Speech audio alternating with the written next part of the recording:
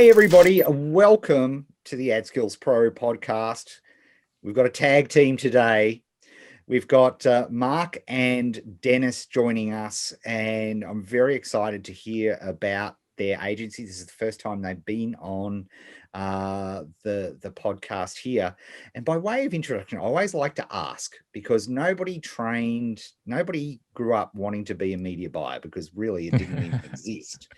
So Dennis, I'm going to start with you first. What did you actually do before media buying? What was your career or area of study before media buying? Yeah, hi Ed, and thank you guys for having us here on the podcast. We're really excited because this is our first time. And I used to be an actual filmmaker, full-time filmmaker doing independent contracts for companies like corporate films, the Yeah. corporate culture, and a lot of documentaries. And the reason I get into media buying is actually in parts sad, but also awesome Yeah. because I started doing this big documentary series for a German client of mine, and they were an NGO that had a big budget, and their topic was to get me to produce a 9-part documentary series for coastal communities management for the scientific grant, but it also had a lot of implications for communities living like if you learn about this, then you would be safer from climate change, be safe the effect Mhm. are, you would know how to mitigate the effects of climate change. Yeah. But then they just pat on the what was it like good job,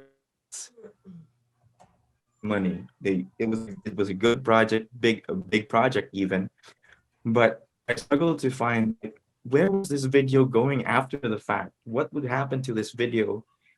Because it would still be useful in the future. Like people would still find this useful. So the client, who was a big NGO, like the German government, basically Mhm. didn't really care and wanted to show it to their superiors that it was a project that was completed, everything was accounted for budget wise. Yeah. So after that, I started studying like how could we make the impact of videos last longer? How could we actually see what was happening to a video if it were placed online? And that's what led me to learning about video strategy, and actually learned from Ben Amos there in Australia, Yes. in his Yep. yeah, from the video strategy blueprint, and I became one of his first students. And after that, I decided to focus on YouTube, and after that, I decided to focus on YouTube ads.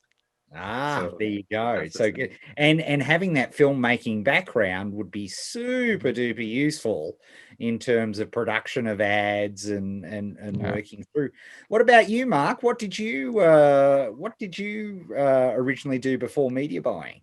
yeah, it's very interesting because right now you're just seeing the two sides of the agency, but we also have the other part. But basically, I before I do the media buying part, I was in sales. So Yeah. most likely, doing sales calls, selling Yeah. real estate, and then selling, uh investment properties here in the Philippines. And then Yeah. eventually, when I went online, the start that or my journey online is all about conversion. So started Yeah. doing email marketing, selling high ticket sales, and eventually learned from I don't know Travis Sego, and that's where Yes. I Ah, first yeah. met. Yeah, that's where I first met Justin, and Yes. then yeah, and then eventually along the way, since I'm doing high ticket sales, and then uh, Dennis and Michael, the other guy in our agency, Yep. met and talk about, what could we do with YouTube ads, and starting an agency. And then yeah, we Wow. realized that we This have complementary skills that we Yeah. could use, yeah, together. And yeah, It that's really, how because it started. Yeah. if particularly when you specialize in YouTube advertising, those skill sets across the board from sales to filmmaking to organization, they all add up to be a really powerful mixture. interesting that you mentioned YouTube and YouTube advertising, because something that you're doing, which is really pretty cool, is using YouTube and YouTube ads, which I'm a huge fan of, but for those high ticket sales and either driving to sales calls or driving. Can you explain a little bit about that? I don't know who wants to take this question, but maybe start with Mark. And what tell us about how you're using YouTube for those high ticket sales items. Yeah, that's a really, really good question, because when it comes to high ticket sales, it's all about the quality of leads, right? Who are, going through the pipeline. And the way we do it for ads is we use the ads as more of a bouncer, rather than, just, everyone come to our funnel, and use those ads as a bouncer to get more quality leads. So instead of just attracting everyone, we, at least for most of our previous clients, we repel everyone and use the video to, to filter them out. So So that, when you're bouncing people, so the bouncer, for people who may be wondering, is where you're actively you're using the creative to actively filter away people that you don't want, right? So and it's a crucial strategy in YouTube. I think in particular because of the, you've got that 30-second window and all those time. sorts of things. So Dennis, how, from when you're designing these ads to be bouncers, to do what have you got in your head? How do you actually go about constructing something so you're only attracting that narrow group and you're literally actively bouncing out people that you don't want? So there are two things. Basically, the first thing is it's built into the script, where we actively say and we qualify people to either listen further if they're in this demographic, or hey, if you're a person who likes going outdoors, going on hikes, taking your mountain bike and just being free outdoors, then watch this video. And you can also say, like, if you're a city slicker and you don't like going out, don't watch this video. You can, that's one of the things. And of course, just before you have to make it really interesting, the hook as well in the first part. You have to make it really interesting for that kind of market. Like, maybe mention a very specific issue that they're having with regards to the offer that you're making. So that's just a quick example, right? So if it were for our niche, like we were helping high ticket coaches sell $6,000 programs and higher, we would actually hone in on. We even have this client where we check their deep dive survey results. So we look at that results from Ryan Levesque's Ask method. So we're also familiar with that methodology. We use that information to see which questions are really being asked, and we build that into the creative, not just in the script, but also visually. So for this client, we're actually honing in on what people are doing. So it's a course that actually is in the Amazon FBA space. So like one of the things that are really obvious with people who are already selling, so they're already selling, they're already making money, but they're always checking their phones for sales. So I'm gonna build that into the creative and visually, and Mark's also going to shape the messaging so that it reflects what visually is happening. So they're complementing each other. Yeah. So those So are the Mark, so Mark, can you add on to that? So what do you, when you look at it, what are you looking at for your part of the process? Yeah, for my part of the process, usually since I am the first touch point with clients, because once we onboarded clients, we go through this what we call offer call, where we extract, the like what's the real outcome that people are looking for their programs, and what's stopping them to reach that outcome, and then using that as a part of our messaging. And usually, the way we do it, to filter those people is really use some symptomatic messaging, where we where we focus on what these people are doing, what these high level people are doing. Because when it comes to high ticket sales, it's one of the most important factors are not really how much money they've got, but more of where they are starting in the journey. You know, they are they just one step away to hitting that outcome, or are they multiple steps away? So what are Yeah. these? Yeah, what are these one step away guys or gals are doing? And we want to focus on that. And That's interesting. So really yeah, looking at, so if you define any journey as multiple steps, you're yeah, really looking to hone in on the ones that they're at the final closest. stage before they make that decision to invest somewhere or get training or get Yeah. the process. Wow, that's really, really cool.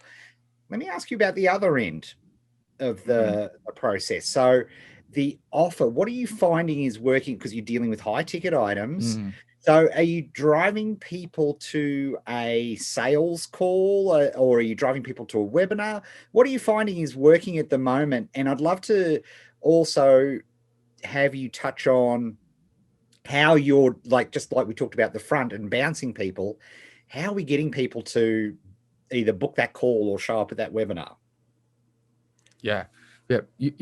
Usually, before Danny share his insight, but usually what we found is working right Mm, now is either we offer, a direct to video or a bit of short webinar, because one of the things that we figure out is for high ticket buyers, they don't have that time to spend with long webinars. So instead of doing that, we do a, maybe 30-minute, 15 to 30-minute, either VSL or yes. for some, it could be a direct SLO offer, liquidating offer at the Yeah. start. And yeah, and for some, but this is more in at the beta stage. We Mm. direct them directly to messenger chat, even Yeah, this before. is a new Yeah. thing. Mhm. Yeah. Yeah. Mm. Mm. hmm Yeah, well, but sell yeah. by It was. chat Mhm. is a very like, I think that's an as like I think that's going to be a very interesting part of media buying in the upcoming 12 months Mhm. is Yeah. Yeah. sell by chat is working for high tick, either direct sales or at least booking a sale. Like if it's super high end, you're probably booking a sales call to Yeah. Correct. Book do Yeah. that. But we're on. seeing Yeah. sell by chat. So using sell by chat call to actions, I reckon it's going to be Yeah. an interesting area Mhm. going forward over the next year. Obviously, Facebook are varying sort of, Mhm. it's funny, they Yeah. seem to like love it one week and then hate it the next. But Yeah. Exactly. Yeah. I've been hearing a lot of things. That's why one of the reason why we focus on YouTube, because we want to yep, complement what's happening on Yeah. Facebook, especially right now that a lot of people are having a hard Mhm. time with yeah, yeah, yeah. yeah. Mhm. Yeah. So Dennis, what about you from the, like, looking at the offer side, whether we're driving people to either some form of call to action, Mhm. what are you looking for in terms of constructing that to get people to take action to go and watch that? Mhm.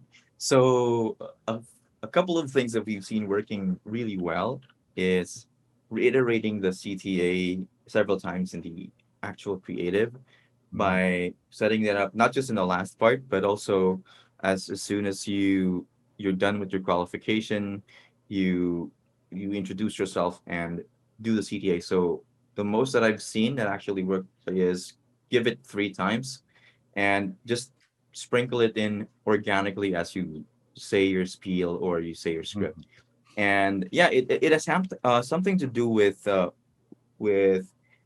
more touch points that you have, especially for higher ticket, mm, it has a higher chance of converting, right? So that's why we're also like studying like how we can be a great mix for omni channel, because mm. most bigger clients don't just have YouTube as an ad revenue Yep. source.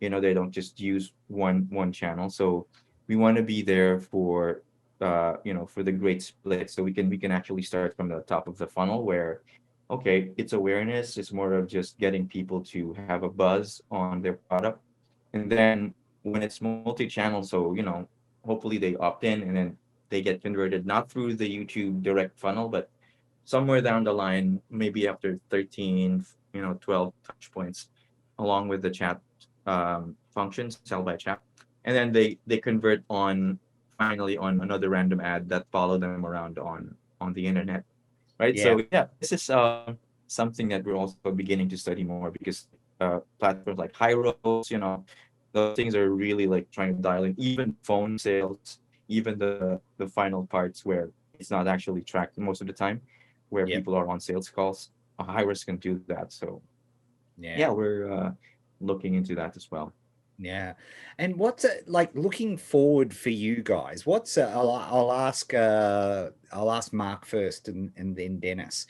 What do you see coming down? Like if you look out sort of 12 months in the world of media buying and what are some of the things that are exciting you? What are some of the things that you're really looking forward to getting your teeth stuck into? I'll start with Mark.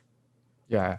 Uh, Personally, I think what's exciting about when it comes to media buying is that since people now are getting more and more sophisticated, so the one of the first things I think is crucial is to have that something in between from the ad to the actual conversion, something in between that would in a way sort them out.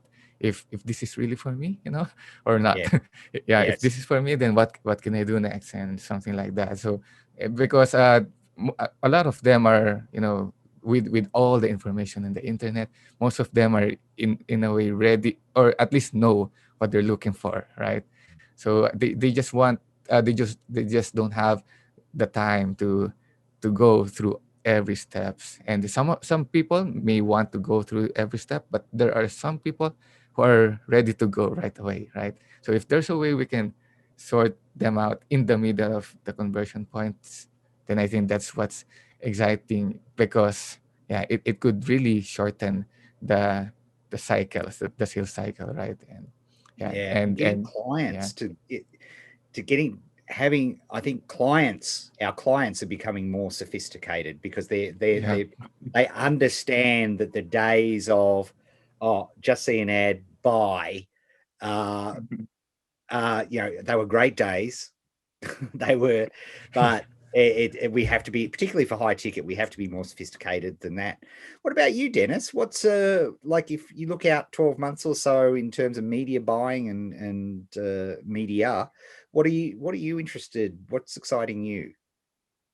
Well, for me, like I said earlier, because more consumers are becoming savvier and savvier, we also have to think about the advertisers or the publishers for the ads, right? And we're beginning to see a shift, and I think in the next 12 months should be a more pronounced shift to combined revenue models. And we want to know how consumers can actually convert by looking at where, like what Mark said, which steps in the process are they most ready to convert, and also honing in on that for the conversion. Of course, the conversions where people notice a lot, but it's certainly not just one step.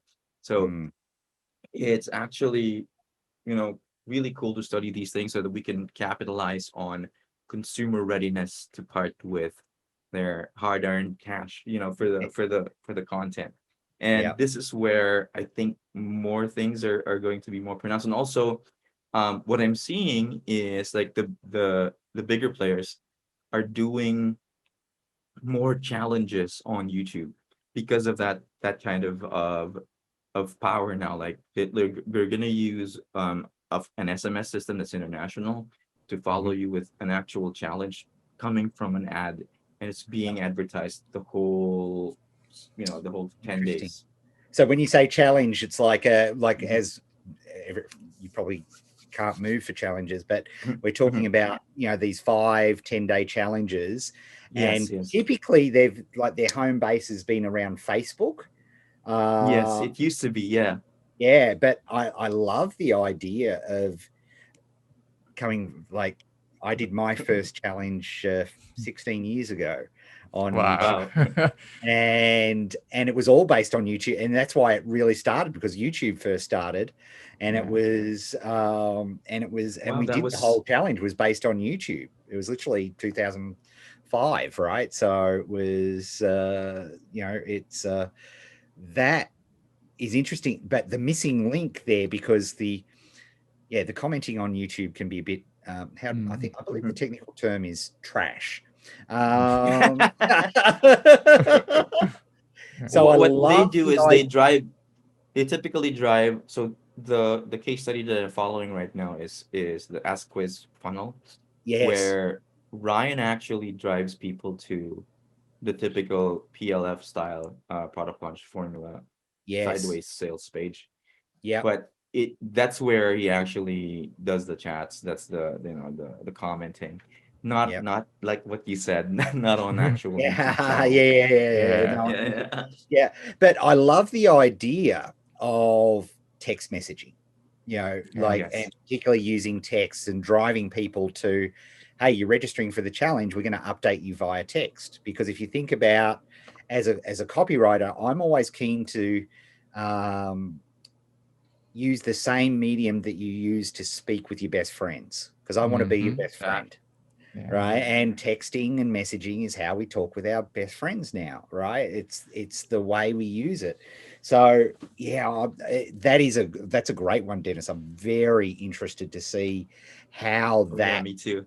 how that rolls out, because I have you know, there's so much fuss at the moment, of course, about algorithms and all these sorts of things, but there's great irony, and I've been mentioning it a lot this series. There's great irony, and people are saying, "Oh yeah, no, we need first-party data," which in the old days we used to refer that to as collecting email addresses and phone numbers. Yeah, that having a database of your customers, that's a great idea. Outsourcing that Facebook, not such a great idea, or Google, or anybody for that matter. So I love the idea of being able to get that do challenges via text and using YouTube, because I know myself, and I think the pandemic, if anything, has only exacerbated Exactly. the amount of time. My YouTube watching hours, just as a consumer, is definitely up on what it was 12 months ago. Yeah. And for good reason, because I actually enjoying the content. Like, it's really cool, practical. It's how-to content in a lot of ways, which is exactly Yeah. you talk about people who are one step away in that journey. Mm. Well, if they're trying to figure out for themselves, they're probably going to go to YouTube, aren't they, to figure out Exactly. how to. Agree. Yeah. It's the Um, least invasive type of advertisement you can do, especially if you do your targeting right. Because yeah, Yes. yeah, for Mhm. example, if you're really keen on learning about how to cross stitch, right? yes, And there's going to be somebody who has this great cross stitching course yeah, that actually is part of your strategy to be able to complete some sweaters for your grandkids before Christmas. Then you want to learn more about this course. It's yeah, not, you know, taken yeah, away from the context. So that's really good exactly. about YouTube. Yeah, 100%. Hey, guys, I'd be interested to know what type of clients do you enjoy working with? What is there a particular either niche or size, or I'd love to know who do you what's your sweet spot for clients that you like to work with? Yeah. Currently, I think our sweet spot is more of in the, you know, money space. Whether it's marketing, it's business, or it's even anything related in that. Sort of business opportunity, making Yeah. money, Correct. that Yeah. that Or yeah, at least the targets or the market are entrepreneurs, because we also have clients who is doing health fitness, but for for yeah, entrepreneurs, right? But yeah. but yeah, I think that's one of the sweet spot, because as an entrepreneur, we love learning, right? Continuous learning. And on YouTube, most people are, it's a learning platform in a way, right? It is, yeah, yeah. Yeah. I talk it as the learning platform, and Mhm. Mm. it's the how-to platform. It's Yeah. it's really the ongoing education for a lot of people is Yeah. part of it. So, guys, this has been a fascinating discussion today. I really, really appreciate it. Hey, if people want to reach out and talk to you guys about the work you're doing on YouTube and driving traffic for high ticket offers, and particularly in that, particularly if it's that entrepreneurial space, what's the best way to get in touch with you? Yeah, You can simply find us on MDYTAds.com. So that's our landing page. We are in the process of improving it, but yeah, it actually works so far. But people who, again, there's a bouncer happening on this page. It's not an ad, but there's a bouncer here. Oh, you'll see a good Yeah. example of a bouncer. Okay, everybody, you got to go there, Yeah. and you got to see an example of a bouncer as well, which is great. Yeah. And Yeah. obviously, So- yeah, if they want to connect with us as well on social, Dennis could be found on LinkedIn or on Facebook as well as. And by the Instagram. way, if you're watching this on YouTube, I hope you are, especially the topic of today. In the description below, we'll have the lads' social links and the link to their landing page in the website, so you can see a good example of a bouncer as well, which is cool. So we'll have all of those links for you there. Hey, Marc and Dennis, thank you so much for today. It's great working with people around the globe, because this is a global thing, and Yeah. I love that with media buying, is that we can service our clients wherever they are in the world, and they can work with us wherever they are in the world. And so it's a real thrill. Again, if you want to contact the lads, check out that description below or swipe those podcast show notes, and we'll see you real soon. And lads, we'll have to check in again. We'll have to get you back at some point to check on your progress, because I want to hear how some of those text-based challenges, I'd love to hear how they are going, because that would be really, really interesting. All right, everybody, thanks very much. Great having you, and we'll speak to you again real soon.